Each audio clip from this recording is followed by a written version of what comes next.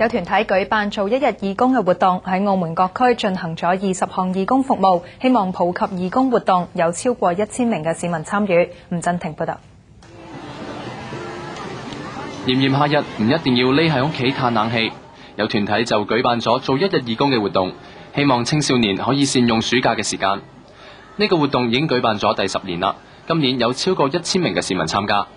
今日咧就一共1090個市民參加做一日義工呢個活動嘅，有小朋友啦，有學生啦，有在職噶啦。咁其中我諗青年人比較多啲咯，今次有啲會去清美化郊野啦，亦都有啲去鏟街招啦，即係公民教育裏面會做多啲咯，同埋有啲係親子活動咯。現場除咗一班青少年之外，亦都有一班小朋友同我哋一齊做一日義工。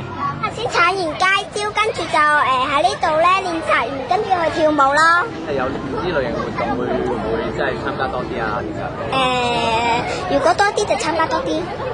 超過1000名市民將會喺澳門各個地區，包括氹仔同埋路環，進行20項義工服務。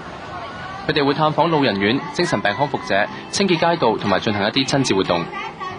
澳門電視台記者吳振廷報道。